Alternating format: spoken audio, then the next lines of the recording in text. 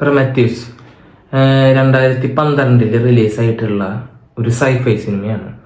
ചിലപ്പോൾ നിങ്ങൾ പലരും നമ്മുടെ ഇൻസ്റ്റാഗ്രാം റീൽസിലൊക്കെ കണ്ടിട്ടാവും ഒരു ഏലിയൻ ഒരു വെള്ളച്ചാട്ടത്തിൻ്റെ അവിടെ നിന്നിട്ടൊരു സാധനം കുടിച്ചിട്ട് വെള്ളച്ചാട്ടത്തിലേക്ക് വീഴുന്ന ഒരു സീൻ നിങ്ങൾ പലരും കണ്ടിട്ടുണ്ടായിരിക്കുന്നു വിശ്വസിക്കുന്നു.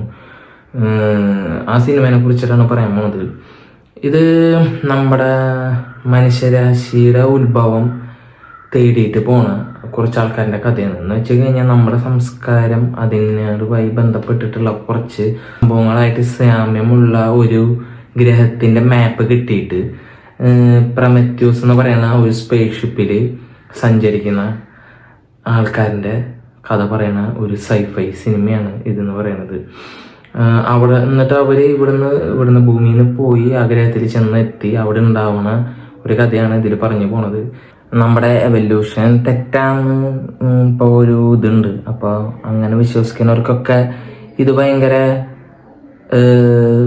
എക്സൈറ്റ്മെന്റ് തോന്നിക്കുന്ന ഒരു സിനിമയാണ്. ഞാൻ മസ്റ്റ് വാച്ചാണ് പറയുള്ളൂ. കാരണം ഇതൊക്കെ ചിലപ്പോൾ നടക്കാം, ചിലപ്പോൾ ഇങ്ങനെയൊക്കെ ആവാം എന്നുള്ള രീതിയിലുള്ള ഒരു സംഭവമാണ്. ഇത് നടക്കില്ല അല്ലെങ്കിൽ നടക്കുമെന്ന് പറയാൻ പറ്റാത്തൊരു സിനിമയാണ്. പിന്നെ സൈഫൈ ഞാൻ എല്ലാം മസ്റ്റ് വാച്ച് പറയുള്ളൂ. പിന്നെ പടത്തിനെ കുറിച്ച് പറയാനാണെങ്കിൽ അടിപൊളിയായിട്ട് ചെയ്തിട്ടുണ്ട്. ഇപ്പോൾ കുറച്ച് സംഭവങ്ങൾ ഏലിയൻ്റെ കുറച്ച് സംഭവങ്ങളൊക്കെ ഇതിൽ കാണിച്ചിട്ടുണ്ട്. ഇപ്പോൾ അത് ഞാൻ എടുത്ത് പറയുന്നില്ല, കാരണം അത് ഭയങ്കര സ്പോയിലർ ആയിട്ട് തോന്നും നമുക്ക്. ഈ സൈഫൈ സിനിമകൾ കാണുന്നവർക്കും എക്സൈറ്റ്മെന്റ് കിട്ടാൻ വേണ്ടിയിട്ടാണ് ഞാൻ അധികം വിവരിച്ച് പറയാത്തത്. എന്തായാലും മസ്റ്റ് വാച്ച് സിനിമയാണ്. നിങ്ങൾ എന്തായാലും കണ്ടിരിക്കേണ്ട സിനിമയാണ്. മനുഷ്യരാശിയുടെ ഉത്ഭവം എന്ന് വെച്ച് കഴിഞ്ഞാൽ നമ്മളിപ്പോൾ അനുനാക്കികളുടെ ഒരു വേറെ വേർഷൻ എന്നാണെന്നാണ് ഇപ്പൊ നമ്മൾ പറയണത്. അത് വിശ്വസിക്കാത്തവരുണ്ട്. അതല്ലാണ്ട് ഇപ്പൊ നമ്മുടെ എവല്യൂഷൻ ഇപ്പൊ നമ്മൾ വന്ന രീതികളും നമ്മളുണ്ടായതും ശരിയല്ല എന്നും പറയണവരുണ്ട്. ഒന്നിനും എല്ലാത്തിനും പകുതി ശതമാനം മാത്രമാണ് സത്യമുള്ളത്. അതേപോലത്തെ ഒരു കോൺസെപ്റ്റാണ് ഈ സിനിമയിൽ പറയണത്. ഇപ്പോൾ മനുഷ്യരാശിയുടെ ഒരു ഉത്ഭവം എന്ന് വെച്ച് കഴിഞ്ഞാൽ നമ്മളുടെ പൂർവികരനെ തേടിയിട്ട് പോണ സിനിമയാണ് ഇതെന്ന് പറയുന്നത്. അതുകൊണ്ട് എനിക്ക് ഭയങ്കര എക്സൈറ്റ്മെന്റ് ആയിരുന്നു, എനിക്ക് ഭയങ്കര ക്യൂരിയോസിറ്റി ആയിരുന്നു, എനിക്ക് ഭയങ്കരമായിട്ട് ഇഷ്ടപ്പെട്ടു. കാരണം പടം തുടങ്ങി ക്ലൈമാക്സിനോട് അടുക്കുമ്പോൾ ഒരു മാതിരി ഫീല് കിട്ടും.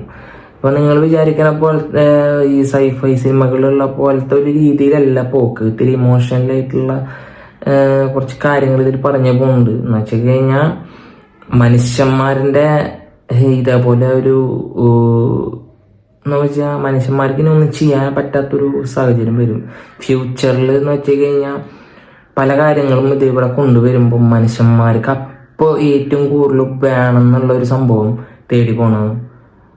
ഇതും കൂടി ഒരു മെസ്സേജ് ഇതിൽ പറയുന്നുണ്ട്. എന്ന് വെച്ച് കഴിഞ്ഞാൽ നമ്മൾ ഭയങ്കരമായിട്ട് എല്ലാതും കണ്ടുപിടിച്ച് എല്ലാത്തിൻ്റെ എക്സ്ട്രീം ലെവലിൽ എത്തിക്കഴിഞ്ഞാൽ നമ്മൾ പിന്നെ വിചാരിക്കുക നമ്മുടെ ജീവൻ പോവാണ്ട് എങ്ങനെ നിൽക്കാം, ചാവാണ്ട് എത്ര നാളല്ല ചാവാത്തൊരു ചിരഞ്ജീവി ആയിട്ട് നിൽക്കാന്നുള്ള ഒരു തോട്ട് വരും ഫ്യൂച്ചറിൽ. അതൊക്കെ ഇതിൽ പറഞ്ഞു പോണ്ട് ചെറുതായിട്ട്. ഇത്രയൊക്കെയാണ് ഈ പടത്തിനെ കുറിച്ച് പറയട്ടെ. ഞാൻ വിവരിച്ച് പറയാത്തത് വേറെ ഒന്നല്ല, അത് സ്പോയിലർ ആയിരിക്കും. പടത്തിന്റെ ഒരു ത്രെഡ് എന്ന് പറഞ്ഞത് ഇതാണ്.